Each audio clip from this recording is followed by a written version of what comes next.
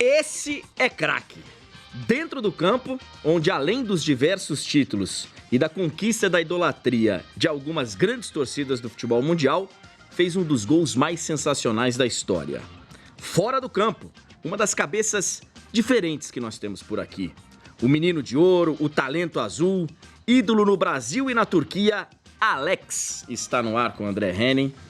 Pô, cara, obrigado de você estar aqui. Eu que agradeço. Grande Alex. Você sabia, cara, você foi o primeiro cara que eu entrevistei quando eu cheguei no rádio em São Paulo. Há 20 anos. Em 97. 97. Você um moleque, eu também. Sim. E, cara, o Palmeiras estava treinando no Parque Antártica um dia. E eu cheguei lá e falei, pô, precisava entrevistar alguém, né? O assessor de imprensa era um cara difícil. Duro, não deixava a gente trabalhar. A gente educou ao longo do tempo. Mais ou menos. Ele foi aprendendo. Mais ou menos. Perto da gente ele funciona. Distante já é um pouco complicado. É outra história. E aí, cara, eu tive a honra de te entrevistar. Como é que você tá, cara? Você tá bem? Bem. Tô satisfeito, feliz. As pessoas me perguntam se eu sinto falta de jogar bola, se eu ainda poderia. Não, mas eu tô muito bem resolvido. Não tem saudade? Nenhuma. E esse negócio de ser comentarista hoje? E, aliás, eu quero aproveitar, agradecer o pessoal da ESPN, o Arnaldo, o Palomino, que liberaram o Alex aqui. Obrigado, gente. É assim que funciona mesmo.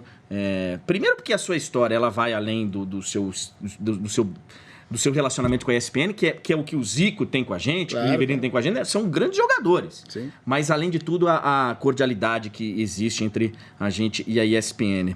Você se encontrou como comentarista ou ainda você não sabe se é isso que você quer fazer? Não. Primeiro que eu não me considero comentarista, né? Eu fiz, não sei de cabeça o número de jogos que eu trabalhei na ESPN, mas eu não me sinto comentarista. Eu vejo lá quem é comentarista, né? Por exemplo, para mim é um prazer, nos jogos que eu fiz, trabalhar com o Paulo Calçade, que para mim é o melhor comentarista do Brasil. Ele não é aquele que jogou futebol como nós, mas também não se posiciona muito como o jornalista faz. Ele tem ali uma mistura. Eu acho que até por ser professor as coisas facilitam a maneira como ele conta o jogo que ele está vendo. Mas eu não me considero comentarista. Até mesmo porque quando eu vou para a ESPN, a primeira ideia era essa coisa que acontece no nosso programa de domingo, que é o Resenha. Bater papo. Que é mais uma troca de ideias. De repente, um ex-jogador de futebol tem uma opinião diferente da que tem os comentaristas jornalistas, né? Mas eu, assim, se você me perguntar hoje, você é comentarista? Você não se considera? Não me considero. Até porque eu acho que, sim, o comentarista, ele fica muito no estudar o dia a dia, na preocupação do dia a dia. Será que o Eduardo Batista vai pôr o Felipe Melo atrás, vai pôr na frente? Eu sinceramente, eu não tenho muita essa preocupação. Você não se importa com isso? Eu, quando eu vejo futebol, me preocupo muito mais no macro do que naquela coisa micro do jogo quarto e domingo. Porque eu acho que quem resolve isso é quem está lá dentro, quem sabe o que está acontecendo. Se a mulher do cara está com febre ou não, se o cara tem uma lesão maior ou menor. Então, quem está de fora é muito mais palpite do que realmente um comentário definitivo, decisivo daquilo que vai acontecer. O que eu considero micro, que é 90 minutos de jogo. O Muricy vira e mexe e fala que nós, da imprensa, não sabemos 20% do que acontece no futebol. Acho que ele está dando muito ainda. Ele está dando muito? Acho que ele está dando muito. Tem muita coisa de bastidor, Tem muito detalhe. Tem muito detalhe. Que a gente, muitas vezes, na maioria, não fica sabendo. E quando sabe de maneira errada, né? Porque o que acontece muito é aquela coisa da fofoca. Então o cara pinça algo do vestiário, conta uma história para um repórter, esse repórter divide essa história com outro repórter. Quando chega nesse terceiro repórter... Já tá tudo distorcido. Aquela história que começou aqui com alguém que trouxe do vestiário já não é mais a mesma. E isso toma corpo. E existem locais, e aí a gente tem que fazer essa diferença também. A imprensa de São Paulo trabalha diferente da imprensa de Porto Alegre, que trabalha diferente da de Belo Horizonte, que trabalha diferente da de Curitiba. Então, você tem que conhecer muito o local que você vive, o local que você trabalha. E eu percebi essas diferenças, né? Eu joguei no Rio, joguei em São Paulo, joguei em Minas, joguei em Curitiba. Então, aos poucos, você consegue perceber as diferenças e ver que realmente o que chega para o lado de fora é bem diferente, bem menor do que acontece dentro. Quando você era jogador, você tinha vontade de responder, de falar, cara, vocês estão completamente por fora? Várias vezes, várias. Mas também acho que não valia a pena, né? Porque, na verdade, existe aquele repórter que faz o investigativo, né? Ele procura. Mas também, na minha época, era diferente. A gente sentava com o repórter e conversava com o cara na boa. A gente batia papo. Tomava cerveja com o cara, saía com o cara. Quando eu volto para o Brasil em 2012, isso me causa estranheza também, porque existe uma distância tão grande. Por exemplo, a figura do assessor de imprensa, ela nasce mais ou menos aí, 96, 97. E aí ela era uma figura coletiva, ele era assessor de imprensa do clube. Uhum. Aí, acho que 1 ano e meio, 2 anos depois, nasce a figura do assessor de imprensa pessoal, do atleta. E aí depende muito do que o assessor de imprensa conversa com esse atleta, porque eu conheço atletas que não têm voz nenhuma. O assessor é que dá a pauta para ele. É que manda e que... E aí ele vira um robozinho, fica repetindo aquilo que o assessor contou para ele, que falou para ele, não fale isso que vai te dar problema. E eu sou de uma época que o cara queria problema.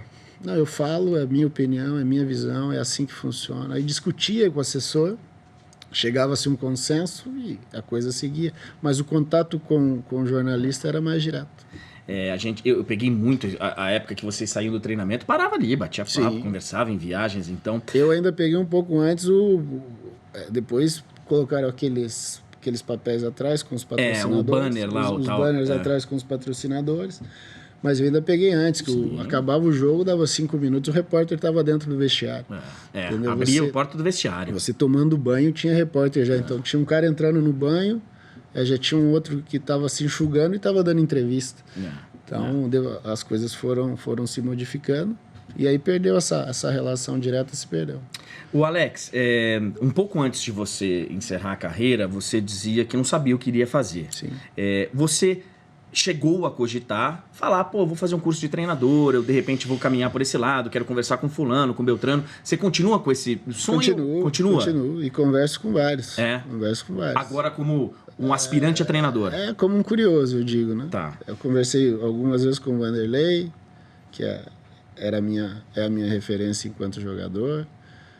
Na minha despedida do Palmeiras, a gente passou um dia no hotel, eu tive uma meia hora de conversa com o Filipão a respeito disso. Conversei uma vez com o Ivo Wortmann, várias vezes falo com o Paulo Autori, principalmente agora que ele está em Curitiba. Converso com amigos que viraram treinador de futebol. Eu estive no Paraguai, minha filha joga tênis, eu fui acompanhá-la num torneio no Paraguai e passei uma semana com o Arce, conversando com o Arce a respeito do que ele tinha feito, de como os paraguaios enxergavam, porque para ele lá é estranho, né? Ele coloca um futebol a maneira que ele conheceu no Brasil, aqui, dentro de uma cultura diferente. E fez sucesso, ganhou com o Olímpia, ganhou com o Cerro, é o treinador da seleção. Agora está na seleção, né? Então essas ideias você está se preparando. Observo muito de fora, às vezes vou em treinamento, converso com quem eu acho que tem que conversar, mas assim, não tenho uma ideia fixa, vou virar treinador a tal hora. Não está com pressa? Não, acompanhei o processo do Roque Júnior todo, quando ele para, ele encerra, ele vai estudar, ele vira diretor, ele vira um executivo e dá a volta, estuda e hoje ele volta para o campo para ser treinador, então não tenho, vou virar no ano tal. Isso não, até mesmo porque eu gosto do meu cotidiano, eu gosto de estar perto da minha mulher, dos meus filhos e por enquanto estou muito tranquilo com isso. Sua filha joga bem tênis? Eu de tênis eu entendo nada, né, cara? Eu só acompanho. Ela tá no processo que as crianças da idade dela faz. Ela tem quantos anos? Vai fazer 13 agora. Então ainda tá. Então tá acompanhando. O treinador acredita que ela tem potencial. Eu, como ex-atleta e como pai dela, eu só acompanho. Agora, se tem qualidade, se não tem qualidade, se existe potencial ou não, isso é com o pessoal do tênis. Mas seria interessante, né? Estamos precisando de alguns tenistas aqui também. O Alex, você falou um pouquinho aí de Curitiba e tal. Como é que foi você chegar no Palmeiras? Você veio muito jovem para cá. Sim, 19 anos. Quem foi te buscar? Quem pediu a sua contratação? Quem pediu a contratação é complicado de saber quem era naquele momento. Não teve uma figura que foi... Eu acho que o Márcio Araújo. Porque o Márcio Araújo era o treinador de momento. E aí eu sou contratado pelo Palmeiras... Dias depois o Filipão é contratado, o Filipão estava no futebol japonês. Estava no Japão. Então, assim, acredito que ele não tenha participado da contratação. Foi o Márcio Araújo, na época eu acertei o contrato com o Bruno Oro, que era o que fazia a gestão ali, né? A relação entre Palmeiras e Parmalat. Mas assim, eu acho que do futebol realmente tenha sido o Márcio. E você veio, pô, e estavam saindo feras como o Rivaldo, o Djalminha tava ainda. Era um negócio assustador, porque aquele timaço de 96 que fez sucesso, ele estava se desfazendo. O Luizão estava indo para Europa, o Rivaldo estava indo para Europa. Ainda tinha Fred Rincon, ainda tinha Djalma. E eu lembro quando eu chego no Palmeiras, eu venho do Mundial de Júnior, né? E chego, não conhecia a academia, e eu entro pela porta errada, a porta errada dá no departamento médico. E eu cruzo o Galeano. Foi o primeiro jogador que eu vi. E aí tava o Djalma fazendo uma brincadeira e tal. O pessoal, bem-vindo, boa sorte. E aí vira o Galeano para mim e fala assim, muita sorte, porque você vai substituir aquele cara ali. Não vai ter pouco trabalho. Substituir aquele rapaz ali vai ser complicado. Aquele rapaz era o Djalma. Então, realmente, naquele momento era assustador. Porque, assim, hoje em dia, sair do Curitiba e vir pro Palmeiras, a distância não é tão grande. Porque o Curitiba está na primeira divisão, eles se enfrentam, eles se encontram. A minha realidade era outra. Eu estreio em 95 na Série B. Eram jogadores que eu só via pela televisão. O meu primeiro enfrentamento com jogadores de primeira divisão tinha sido em 96, bem pouco. Porque o Curitiba fez um brasileiro muito abaixo, brigou para não cair. Então, realmente, as diferenças, as dimensões eram muito maiores do que hoje. A gente tem uma frase sua falando do Palmeiras. Eu não seria o Alex que sou hoje em termos de respeito e de projeção se eu não tivesse vestido a camisa do Palmeiras. O clube apostou em um menino de 17 anos, não sei nem se 17, talvez um pouquinho mais, né? 19. Para substituir dois caras que jogaram demais, como Djalminha e Rivaldo, e eu consegui comprovar. Não tem como olhar a minha carreira sem falar do Palmeiras. A representatividade do Palmeiras na minha carreira é 100%. Foi talvez o clube mais importante que você passou pelo momento, não em termos de camisa, mas foi o que te deu o salto. O que deu o salto. Não tem como negar isso, porque eu jogava no Curitiba, como eu falei, era um Curitiba difícil. Para mim, eu conheço bem a história do Curitiba. O momento mais difícil do clube é entre 89, quando a CBF mete a caneta e o Curitiba cai de divisão, e retorna em 95. Quando vira o Clube dos 13, né? Copa União ali. 89 o Curitiba tinha um jogo para fazer em Juiz de Fora contra o Santos, arranjou uma liminar, não foi jogar, acabou tendo WO e a CBF na caneta de um time que brigava por uma possibilidade de final de Campeonato Brasileiro, acaba caindo de divisão. Aí vem 90, 91, 92, 93, 94, assustadores. Eu estava lá, eu era menino, mas eu acompanhava. Mas você torcia pro Curitiba? Nesse período, sim. Sim? Nesse período, como sim. Moleque, você... Eu cresci numa família que 80% são corintianos. O meu pai é santista, mas eu chego no Curitiba aos 9. Quando eu chego no Curitiba, eu começo a conviver com as pessoas, eu começo a frequentar o Couto Pereira e ali vira as minhas referências. Mas enquanto criança, antes que eu via só pela televisão, eu era apaixonado pelo Zico, eu adorava o Sócrates, mas eu não torcia pro Corinthians, eu não torcia pro Flamengo, eu gostava dos caras. Tanto que depois os dois saíram para a Itália e eu, de alguma forma, tentava ainda acompanhar. Aí, com 9, 10 anos, eu me torno Curitiba, sigo ali, cresço ali, formo minha vida ali. Então, quando eu chego no Palmeiras, e é uma história interessante, porque, por exemplo, de 95 a 96, de quando eu viro titular, eu saio de um menino promessa da base ao principal jogador do clube. Sim, o nome do time. Vira o nome do time. Faço o contrato em 97, que se torna o maior contrato do elenco do Curitiba. Viro o capitão do time aos 19 anos, então eu passo de um menino a referência. Quando veio o Palmeiras, e na época o diretor, que hoje é meu sogro, até por coincidência, ele tinham duas propostas idênticas. Uma do Corinthians, que na época era Excel, e uma do Palmeiras, que era Palmeiras Parmalat. E ele vira para mim num jogo no Parque Antártica e fala... Copa do Brasil aqui, Curitiba e Palmeiras. Ele vira e fala, Alex, eu tenho as duas propostas, pro clube é a mesma coisa. O que você quer fazer? A diferença mora na tua parte. O que você quer fazer? Eu falei, não, eu vou pro Palmeiras. É mesmo? Eu vou pro Palmeiras porque o Palmeiras está se desmontando, está montando um time novo e a chance de eu ter a condição de mostrar alguma coisa, brigar por alguma coisa, ela se torna maior no Palmeiras do que no Corinthians tem um time montado. O Corinthians tinha Souza, Marcelinho... Falava-se no retorno do Ricardinho da Europa, quer dizer, já tinha um time meio ajeitado. O Palmeiras era um time sendo destruído, que os jogadores estavam indo embora. Você falou, aqui eu vou ter mais chance. Aqui eu brigo, né? Aqui é uma briga inicial. E o que o Palmeiras me oferecia em termos de contrato era metade do Curitiba. Do Coritiba? Metade do Curitiba. É mesmo? Você veio pra ganhar menos? Vim pagar metade.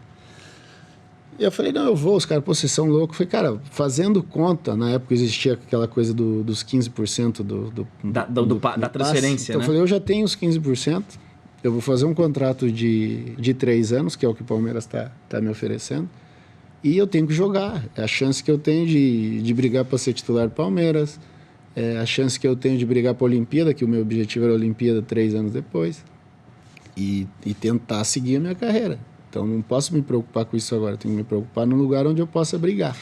Interessante que você está falando. E depois também teve proposta do Corinthians. O Corinthians te sondou algumas vezes. O Corinthians me rondou algumas vezes. Alguma chance, assim, no momento, depois que você jogou no Palmeiras, de você ter ido pro Corinthians? Não, né? Eu tô retornando da Europa em 2001, no problema que eu tive com o Parma. E aí existiram algumas pessoas que conversaram na época com o Cittadini aqui, que era o diretor do Corinthians na época. Parreira era o treinador. Sim. Meio que se acertaram para que no meu retorno eu seguisse no Corinthians. Porque eu tinha que acertar com... Você tava com problema na justiça. Problema na justiça, muito complicado. O Parma reconheceu a dívida em janeiro de 2002, que eles tinham que me pagar. E eu fiz um acordo na FIFA, protocolado na FIFA, que após a Copa de 2002 eu me apresentaria na Itália e realmente eu seria efetivado como jogador do Parma.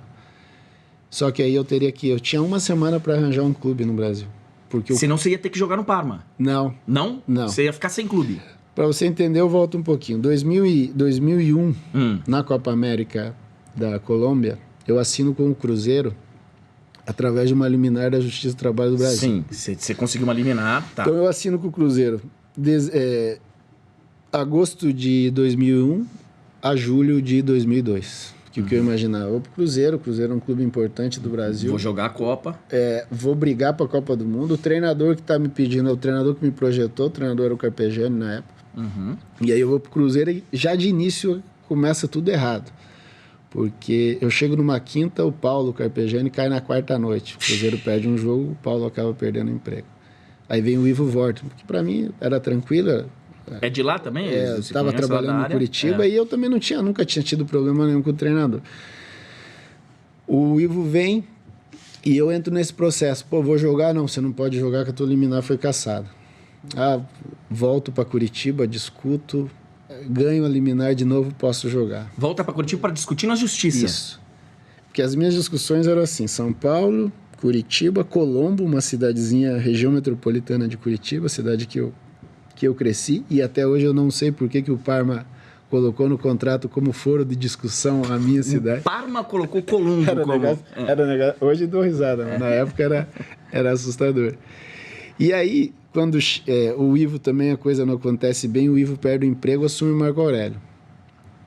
E aí eu jogo até dezembro no Cruzeiro, e chega em dezembro, eu ainda tinha 6 meses de contrato, que era janeiro de 2002 a julho de 2002. A FIFA me suspende por eu ter contrato duplo com o Cruzeiro e com o Parma.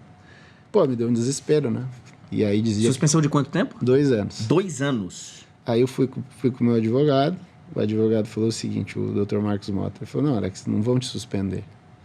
Isso eles fazem como praxe para provocar uma reunião entre as partes. Então você vai para a Suíça, discute com o Parma e a gente tenta chegar num consenso. Aí tá bom.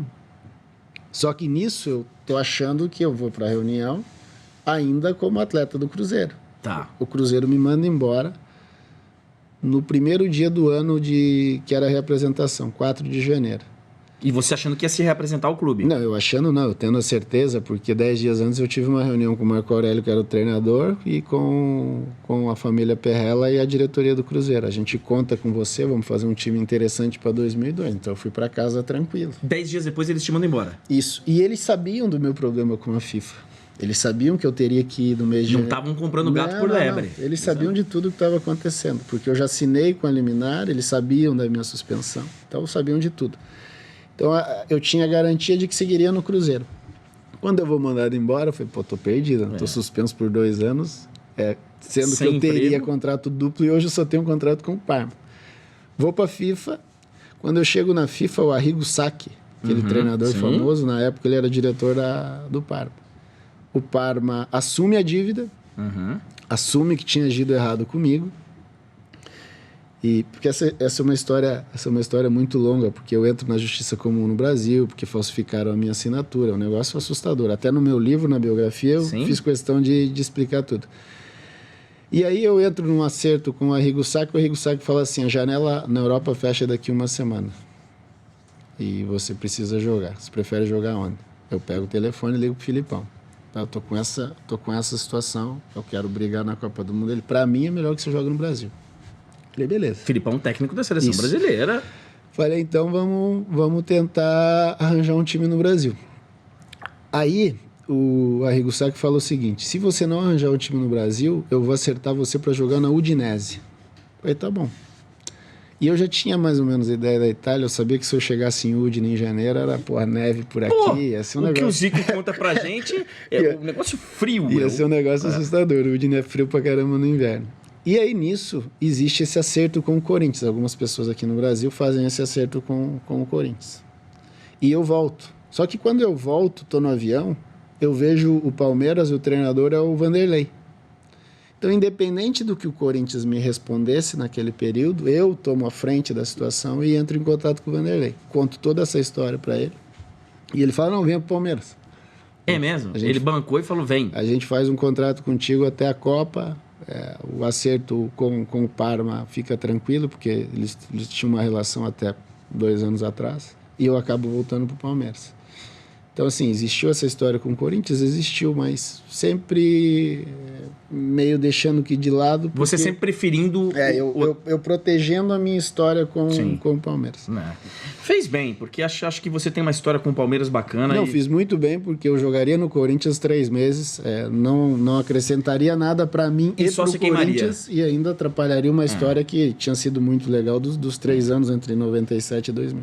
Como tem muita coisa pra gente falar, eu vou pegar só um ponto do Palmeiras aqui, que é o gol em cima do Rogério Ceni. E eu falei até aqui na abertura, outro dia alguém veio me entrevistar, no site do Sport Interativo, no Snapchat, sei lá, um negócio desses aí, o cara vem e te faz uma pergunta de sopetão. E aí me fizeram pergunta, André, qual foi o gol mais bonito que você já viu? Eu falei, pô, do Alex. E eu tive a sorte, eu tive uma visão desse gol melhor que a sua. Eu tava atrás do gol. Então eu vejo o Rogério Ceni saindo de eu só tive a visão depois. Eu tive que raciocinar. Na hora você teve que fazer um lance, né? Você considera também ou a gente exagera? Não, é o gol mais bonito. É um gol fantástico. É o gol mais bonito. Que eu fiz é o mais bonito e que eu tenha visto, que eu já vi várias vezes, né? Porque até o Palmeiras... O Palmeiras me fez um favor, não ganha mais no Morumbi depois daquela data.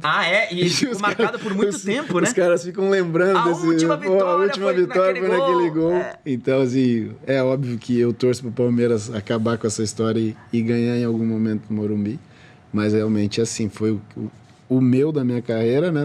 Dos mais de 400 foi o mais bonito. E dos que eu vi, eu até vou fazer uma autodefesa, também tenha sido.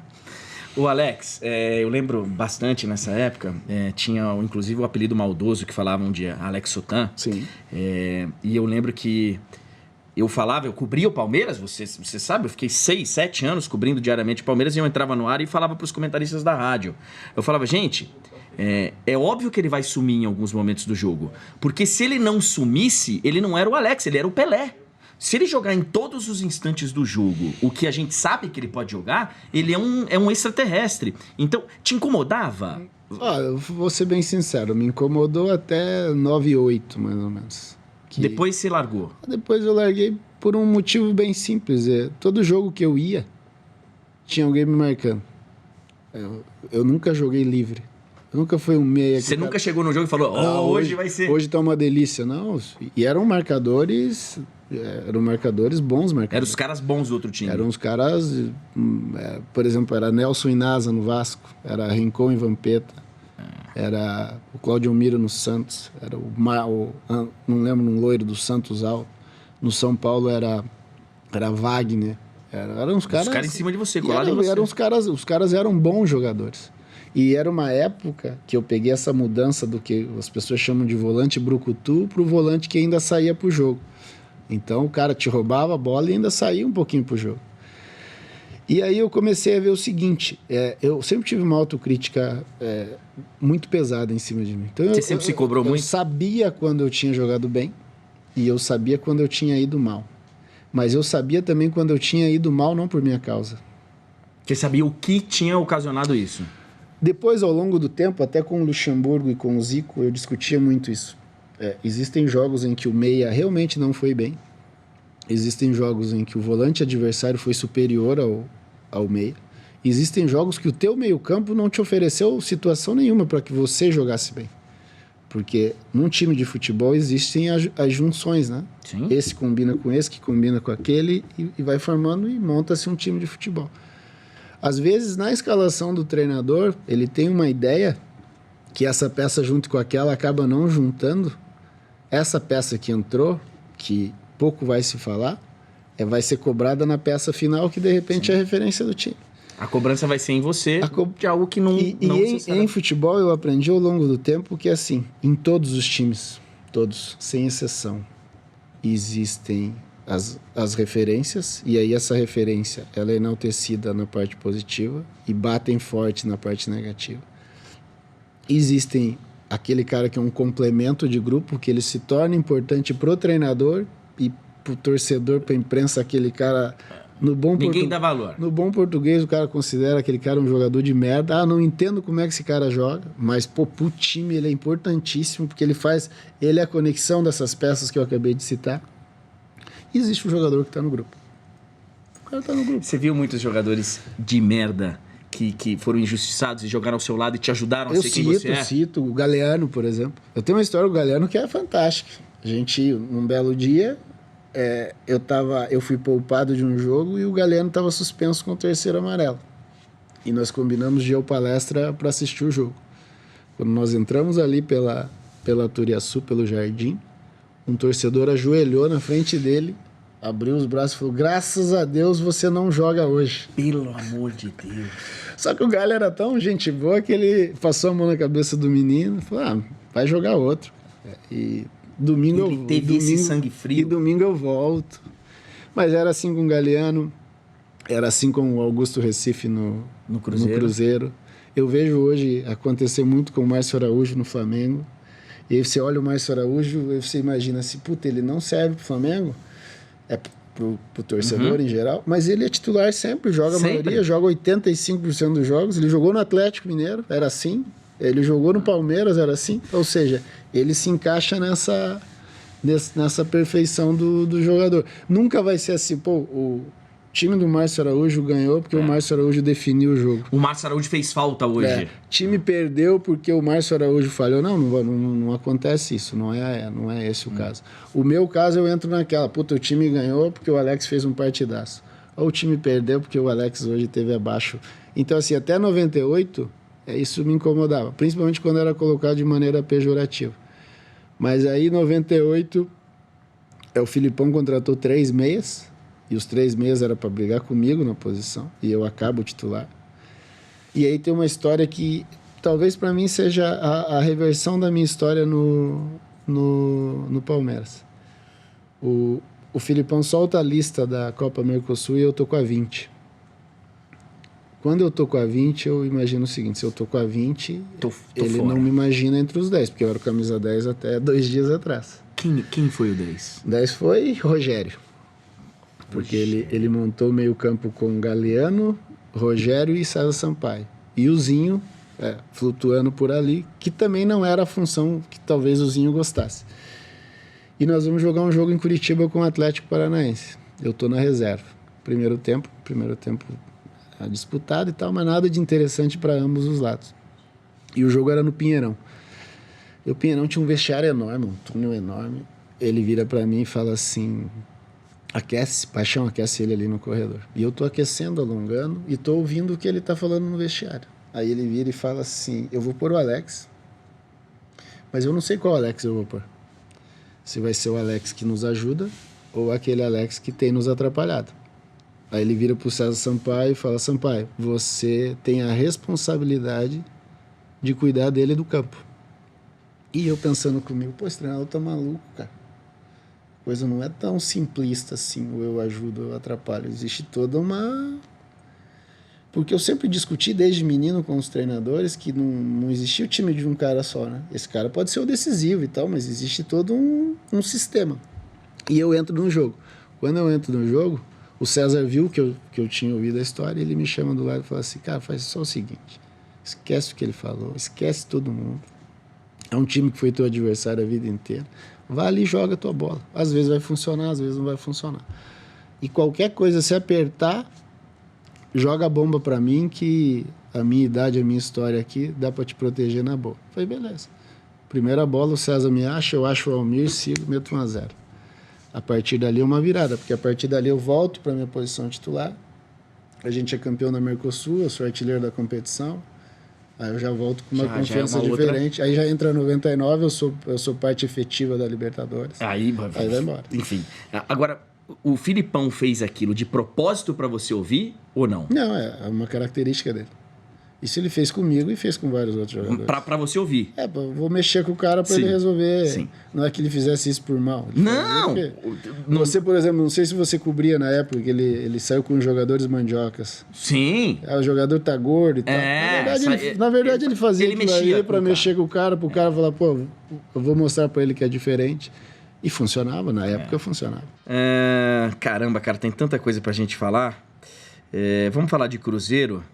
Você teve 2 passagens pelo Cruzeiro e uma das coisas que eu acho mais interessantes é que antes de você ter o grande ano do Cruzeiro, que é 2003, tríplice coroa, aquele negócio todo, você chega lá cercado de desconfiança, né? Os caras querendo dar em você. Não, nem queria que eu fosse. Né? Essa que é a verdade. Eu só fui por causa do Vanderlei, né? Ele matou no peito de novo. Sim, total. A do Palmeiras, na verdade, ele abriu as portas, mas eu fui muito bem recebido. Eu tinha uma história muito, muito bonita. A do Cruzeiro, não. A do Cruzeiro, ele bateu no peito. Porque a do Cruzeiro é o seguinte, na época, quem trabalhava comigo era o seu Juan Figa. Eu estava no escritório do seu Juan Figa e eu tinha uma proposta do Grêmio e tinha uma proposta do Cruzeiro. Era igual, era idêntica.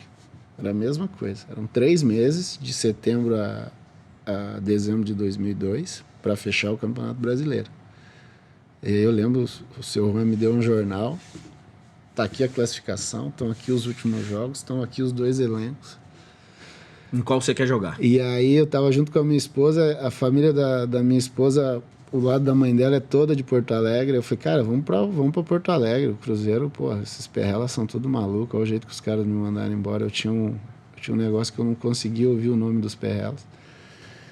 Aí ela falou assim, Alex, você já não joga há 2 anos. Teve essa briga toda da justiça. Agora que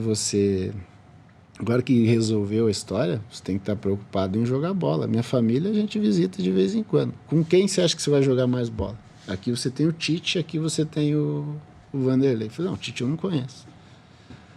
Entendeu? E ela falou, pô, porque a minha mulher entende muito de futebol. Ela virou e falou assim, no Sul, você sabe, aquela briga, aquela luta e tal. Futebol é diferente. Você pode até se encaixar.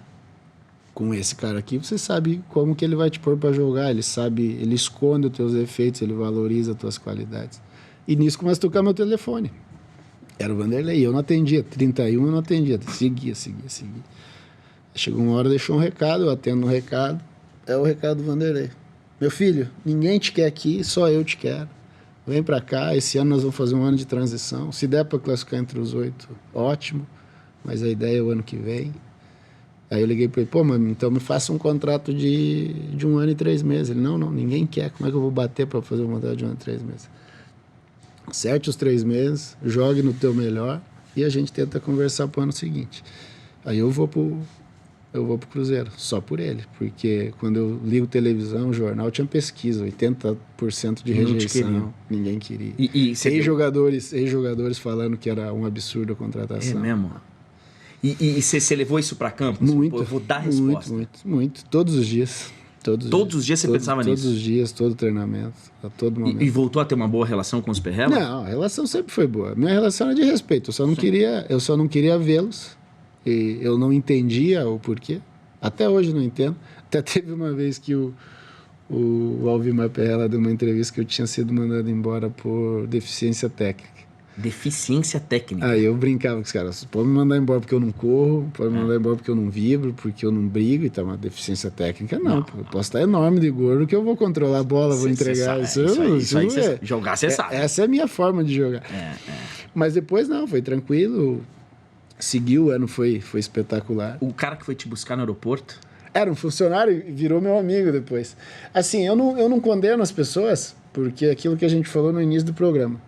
As informações vão para fora e muitas vezes não são verdades. Sim. E o meu, na minha primeira passagem, é uma situação muito simples. Eu tinha um problema com a justiça, treinava menos do que os outros, porque eu vivi muito em tribunal.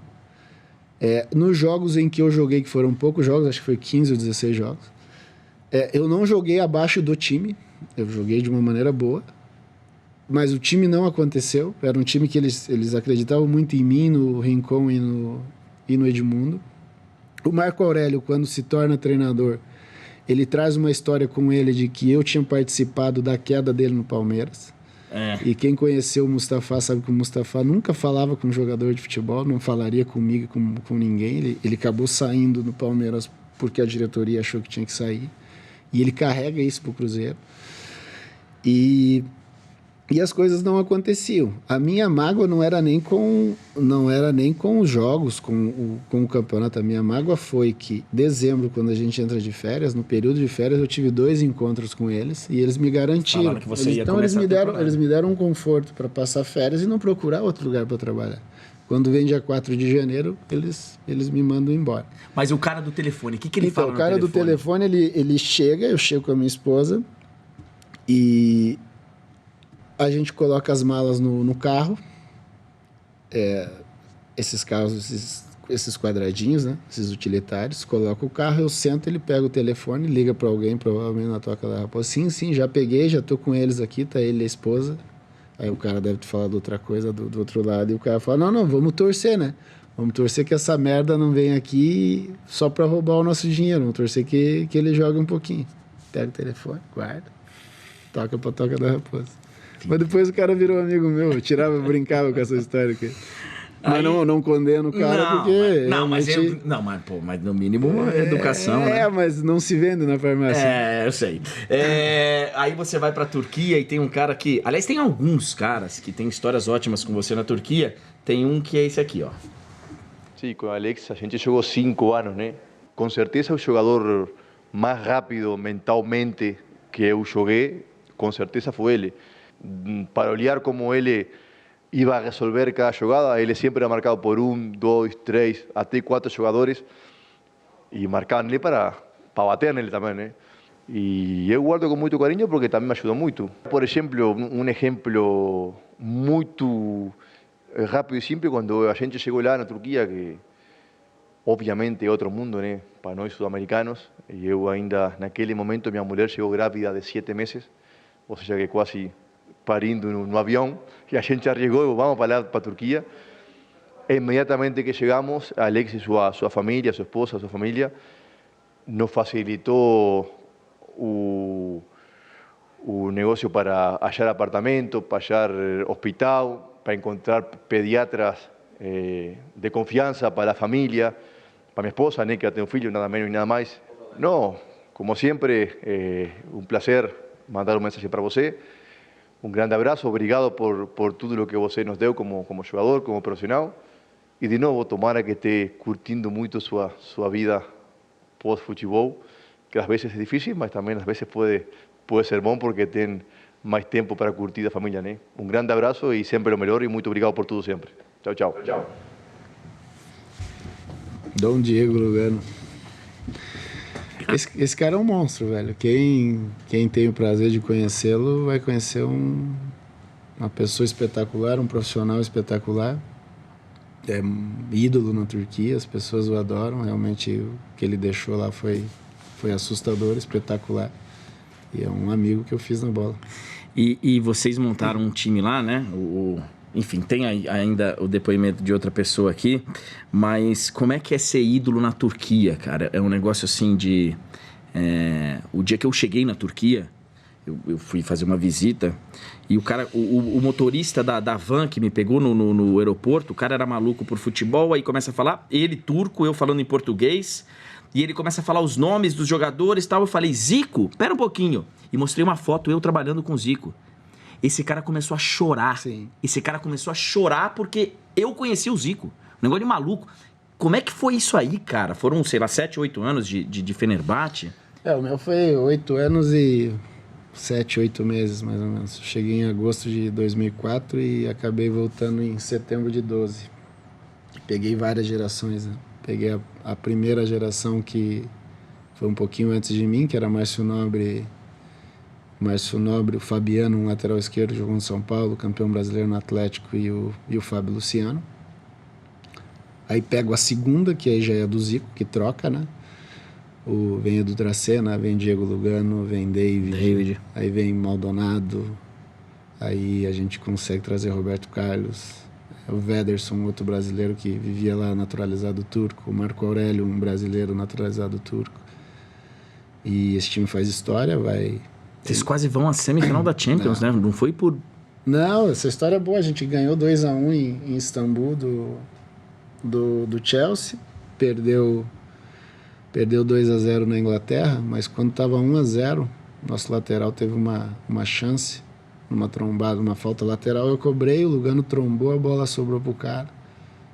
O cara chuta cruzada, a bola passa muito perto, seria o gol do 1-1 e provavelmente o gol da passagem para a semifinal. E assim, qualquer brasileiro que for passear na Turquia vai ter essa mesma ideia que você teve. Se você pegar alguém mais velho, ele vai falar do Didi, lá de trás, Folha Seca. O Didi sai da seleção do Peru, assume o Fenerbahçe, faz os caras jogar de um modo diferente, é bicampeão nacional. Aí volta pro Brasil, eles tentam contratar outros brasileiros, a coisa não acontece, aí chega o Parreira.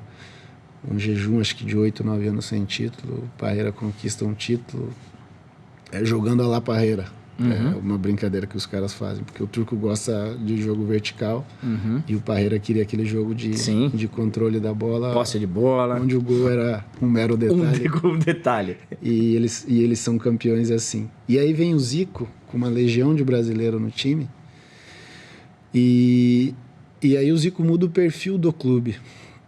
Porque uma coisa que eles respeitam muito na Turquia é a situação da hierarquia. Então, por exemplo, um diretor cumprimentar um garçom é raro. É mesmo? É raro. A tia da cozinha, se ela vê um cara que é da diretoria, ela meio que já sai por aqui, já se esconde. Então as coisas se misturam um pouco. E o Galo misturou todo mundo. O Galo fazia pelada e na pelada ele metia o garçom para jogar, metia o cara que cuidava da grama, tirava o porteiro, punha o porteiro para jogar. E aí fazia o time dele, que era um time forte da comissão, e jogava contra a imprensa, e fazia a imprensa jogar contra os funcionários. Então ele agregou todo mundo. E com os jogadores, ele começou a fazer coisas importantes. Ele começou a oferecer oportunidades para quem era da base, coisa que não existe isso. Então ele pôs um menino para jogar. Esse menino virou seleção turca, foi artilheiro da Eurocopa. Então ele começou a dar oportunidade, começou a dar importância para todos. Era um elenco pequeno, 20 jogadores mais ou menos, mas ele rodava os 20, ele dava importância para esses caras. Ele me fez capitão do time, o que era, para aquilo era uma loucura, porque normalmente o capitão é o jogador mais antigo, e normalmente é um turco. Ele me fez capitão do time e a aceitação foi boa, a coisa seguiu. Então o período do Zico talvez tenha sido o período mágico aí da história do Fenerbahçe. Ele foi seu grande ídolo no futebol. Sim, é meu grande ídolo no futebol. E você diz, pelo menos no seu livro, que você demorou um tempo para se acostumar com ele. 6 meses. Para se acostumar a lidar com ele. Para entender que aquele cara ali era o treinador e era um amigo nosso. Não era o camisa 10 do Flamengo, não era o 10 do Brasil. A minha história com o Zico, eu quebro o gelo quando ficou naquela discussão. Passa as festas de fim de ano no Brasil ou passa na Turquia? Aí a federação marcou o jogo para início de janeiro, aí ninguém veio para o Brasil, passou as festas lá. E o Zico fez uma peregrinação, começou a passar na casa de todos os brasileiros. e ele encerra na minha casa. Então tinha neve, 1 metro de neve, a gente deixava lá fora cerveja e garrafa de vinho no meio da neve. Quando eu vejo o Zico na minha casa, com a minha filha no colo, abrindo vinho, abrindo geladeira, dando risada, contando história. Eu falei, pô, esse cara é igual a gente. Né? Jogou mais que eu, mas é igual a gente. ali diminuiu. Ali eu passo a ver o treinador, passo a ver o amigo, passo a ver o cara, aquela condição de ídolo. Ela existe até hoje, mas enquanto a gente trabalhava junto, naquele Réveillon, ele se acaba. Ele fala com muito carinho de você, cara, muito carinho. E eu testemunhei um abraço de vocês no Estádio Olímpico lá em Berlim, na final da Champions. Sim. Vocês, enfim, bacana que vocês tenham essa história, porque não é todo mundo que tem a chance de conhecer o ídolo e ter essa relação. Trabalhar com ele todo dia e trocar ideia. Negócio. E eu aprendi algumas coisas que, por exemplo, os outros treinadores, eles não conseguiam me passar com tanta veemência e tanta facilidade, entendeu?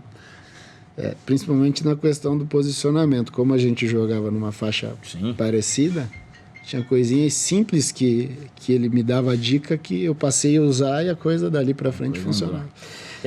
Alex, a gente tem que falar um pouquinho de seleção brasileira antes da gente ir para o nosso último intervalo. Óbvio que a gente estava falando lá atrás do Filipão e durante muito tempo você não escondeu isso, você ficou com uma mágoa dele de não ter ido à Copa do Mundo de 2002. Não, eu não escondo, ele próprio sabe disso. Então, você falou com ele? Já falei para ele. E você entendeu por quê? Não, você não foi? Entendi. Não? Continuo sem entender. Você tinha que ter ido para a Copa? Tinha dentro da concepção de trabalho, dentro daquilo que ele conversava comigo, dentro daquilo que a gente se conhecia, tinha. Mas ele, por opção, que eu não entendo qual fez. Eu fui preterido, escolheu outros jogadores e eu acabei ficando de fora. Você poderia também ter ido em outras, mas eu sei que você também tem uma... Aí é diferente de mágoa, você tem uma tristeza por não ter conquistado a Olimpíada. Em termos de futebol jogado, das chances, por exemplo, as pessoas falam assim, você se frustra que não jogou a Copa? Não tenho frustração nenhuma, até mesmo porque eu não me sinto abaixo de ninguém que jogou naquele período no qual eu disputava a posição. Que era duro. Era duro, era difícil. Era difícil, se nós olharmos os nomes, são grandes nomes da história, mas eu não me sinto abaixo desse pessoal. O que aconteceu ali foi uma opção do treinador, na qual eu respeito profundamente. Não concordo, mas respeito. A Olimpíada não, a Olimpíada eu tive a chance. Trabalhei, participei de um processo, a gente ganhou para o Olímpico de maneira boa. Não nos preparamos bem, mas chegamos para jogar a Olimpíada e perdemos. Mas perdemos jogando muito abaixo. Individualmente nós não jogamos bem, como grupo, como time realmente... Nós estamos falando de 2000, Sydney, e que é o jogo das expulsões, né? Nós perdemos para Camarões com 2 homens a mais. Mas isso é o de menos. Na forma como eu vejo, é o de menos, porque a gente poderia não ter passado a primeira fase. Nós ganhamos do Japão no último jogo, com o Japão jogando melhor do que nós. Eu acabo fazendo 1-0, mas assim, se nós olharmos o jogo, não foi nada disso. Estreamos com a Eslováquia, que a Eslováquia respeitou muito o símbolo do Brasil, porque se ela acreditasse, ela poderia nos ganhar. A gente ganha o jogo. Jogamos com a África.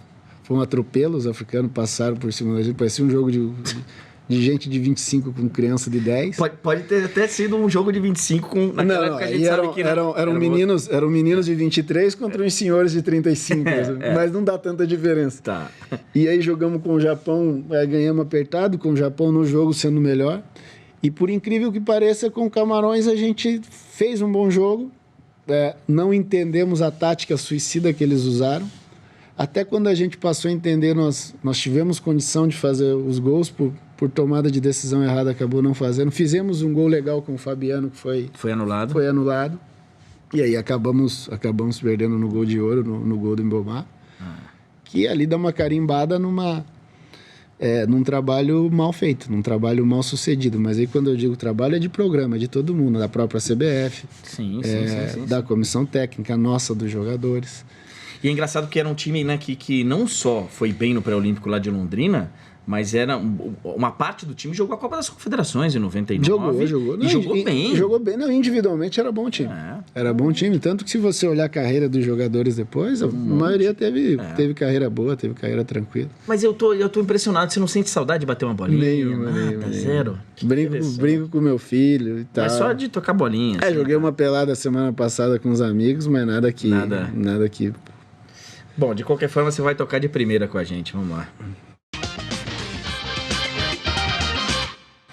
Não é uma palavra que vem à sua cabeça, não. Você pode falar. Sim. Com calma. Filipão, bom treinador. Me ajudou bastante quando eu chego do Curitiba pro Palmeiras. Gostei muito de trabalhar com ele, aprendi bastante. A minha decepção com o Filipão não é com o Filipão treinador, é com o Luiz Felipe Scolari pessoa, devido a muita coisa que a gente conversou e no momento final acabou acontecendo diferente. Você teve dó dele em 2014? Nenhum. Não tem por que ter dó. Trabalharam mal e a Alemanha, num dia mágico, fez o que fez com o Brasil, ainda pisou no freio. Mas assim, eu não vejo dó porque em futebol, no esporte, quando a coisa não acontece de maneira boa, pode acontecer o que houve naquele dia. E não dá para ter dó de um cara tão vitorioso assim. Um cara continua ganhando muito, né? Então não vejo por quê. Luxemburgo. Para mim, um Bento do futebol, um salvador, né? Foi o cara que, no momento que a minha carreira deu aquela degringolada com a situação do Parma, foi o cara que me deu a mão, que me puxou para cima, me deu dicas... Estamos falando do Cruzeiro, principalmente. Do Cruzeiro. Nesses 3 meses. Tá. Não, e eu posso puxar para antes. Foi o treinador que me levou para a seleção brasileira. Também. Foi o treinador que melhor me entendeu. Tinha jogos assim com o Luxemburgo na seleção brasileira ainda, que eu me sentia mal no jogo e eu imaginava, eu vou sair no intervalo. Qualquer outro treinador vai me tirar. E chegava, ele fazia várias coisas e me mantinha. Era realmente, eu via... Mas ele mexia no time, né, cara? Mexia, posicionamento. Mexia. Ele como nessa situação estratégica, ele era fantástico. Zico. Esse é difícil de falar. Falaria dele aqui... Não vamos ter tempo, mas... Assim, sei lá, fantástico, fenomenal. Para mim é um ídolo maior. Né? Flamengo, que faltou a gente falar aqui com calma porque não teve tempo. Não, o Flamengo é uma decepção comigo, né? Eu sempre fui um cara muito sério, sempre fui um cara muito centrado e encontrei um clube bagunçado pra caramba. Era desde o presidente Edmundo até o roupeiro, os jogadores, ninguém queria nada, ninguém tinha compromisso nenhum. E eu, de repente, poderia fazer algo de diferente para que iniciasse um processo para que aquele comprometimento acontecesse. E eu fiz o contrário. Eu entrei no oba-oba do Flamengo e... Você também entrou no oba-oba, você também foi culpado. Não, eu sou mais culpado do que o próprio Flamengo, né? Eu poderia, pelo menos, tentar fazer a minha. Não fiz a minha e perdi a chance de jogar num grande clube e de mostrar que poderia ser diferente. Alex. Fala de você aí. Cara, eu não gosto muito de falar de mim, não, né? Mas, assim, eu acredito que tenha sido um menino que nasceu na região metropolitana de Curitiba, na periferia de Curitiba. Desde cedo aprendeu que seriedade e trabalho poderiam me levar a algum lugar. E sempre busquei respeito, né? Eu nunca fui um cara preocupado em ganhar muito dinheiro, preocupado em ganhar muito título. Eu sempre fui preocupado em estar nos lugares e as pessoas me respeitarem por si só, né? Pelo meu trabalho, pela minha condição de dia a dia. E olhando hoje para trás, eu acho que consegui, né? As portas, mesmo no Flamengo, por exemplo, onde a coisa não aconteceu bem, as portas são abertas para mim, eu tenho acesso. Cruzeiro e Palmeiras nem se fala. Curitiba é a minha casa, é o quintal de casa. O Fenerbahçe, as portas são escancaradas, mas o presidente tem a chave, ele tranca. É complicado, mas aí é uma relação pessoal dele com ele, porque eu particularmente não tenho problema nenhum. Então, olhando para trás, eu vejo que aquela ideia inicial de trabalho e seriedade e respeitar o ambiente onde eu vivo deram certo, né? Funcionaram bem. Cara, obrigado. Obrigado a vocês. Demais. Eu que agradeço. A gente vai... Eu sigo na sua audiência, domingo eu sempre acompanho, acho bem bacana. Vou usar teu nome, vou usar teu nome. Pô, pode... Histórias de Londrina em 2000. Você recebe uma notificação lá, rapaz. Olha aqui, ó, os 11 do Alex, a gente vai agora fazer e você vai acompanhar lá no YouTube do Esporte Interativo. É no YouTube, né? É lá. Os 11 do Alex, ele vai montar a seleção dele agora de bate-pronto, pra não ter tempo pra pensar. Muito obrigado, você esteve no ar com o André Henning.